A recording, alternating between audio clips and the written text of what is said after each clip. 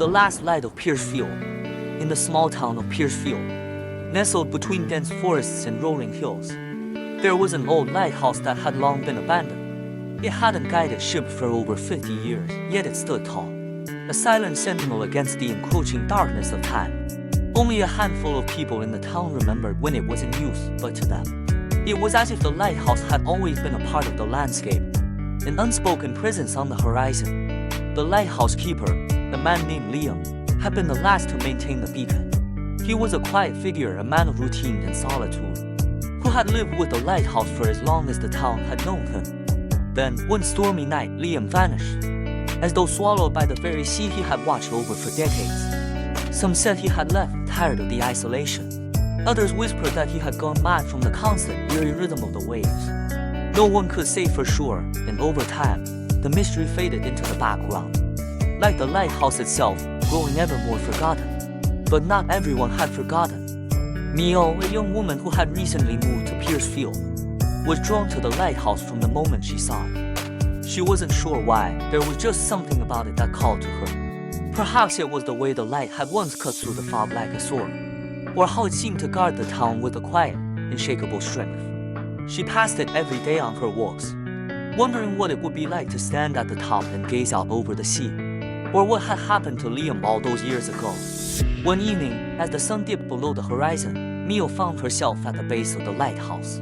She had decided to see it up close, to feel the cool stone beneath her fingers. The wind was sharp, and the sea spray hung in the air, but she pressed on, climbing the weathered steps that spiraled upwards. The light at the top was long dead, but she could imagine it how the light would sweep out over the waves, illuminating ships far from shore.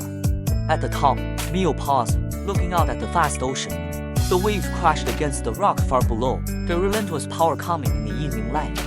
For a moment, she felt connected to something larger than herself, as if the lighthouse was a bridge to another world. Then she heard a faint whisper, almost lost in the wind. Mio turned, but no one was there. Her heart quickened and a chill ran down her spine.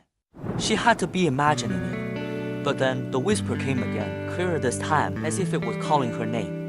Mio. She stumbled back, almost losing her footing on the stone. But the voice wasn't coming from behind her. It was coming from somewhere deep within the lighthouse itself, from a shadowed corner she hadn't noticed before. With trepidation, she moved towards the voice, her curiosity pulling her forward despite the unease growing in her chest. As she approached, the shadows seemed to deepen, thick and heavy, like the air itself was thickening. Mio reached out a hand to the wall, feeling the rough stone as she moved. But when she stepped into the corner, she stopped dead. There in the farthest corner of the lighthouse stood a mirror. It was an old thing, its frame covered in the rust and salt of years of neglect. But as Mio looked into it, her reflection flickered just for a moment and then shifted.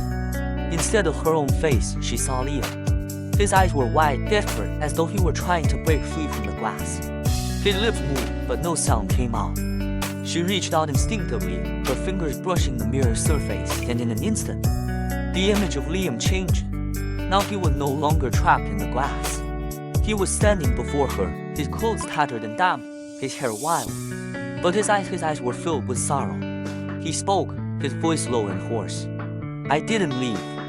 I never left. The lighthouse, it kept me. Mio felt a sudden weight in the air, as though the very atmosphere had changed. What do you mean?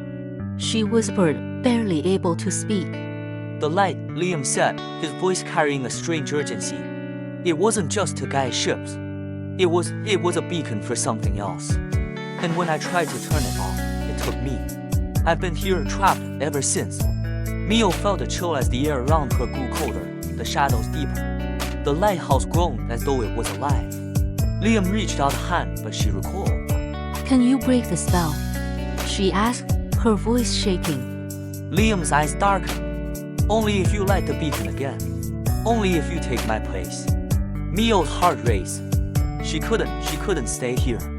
But the look in his eyes was pleading. He had been here for so long, trapped by his duty, and now it was her turn to make a choice. She stepped back, her breath catching in her throat. The wind howled through the broken windows, and she knew what she had to do. She didn't want to, but there was no other way. Liam's sad eyes followed her as she turned to leave, the shadows whispering in her wake. The lighthouse was silent again. And Mio knew that, whatever happened, it would call again someday, perhaps for someone else. For now, she would be the last to remember it.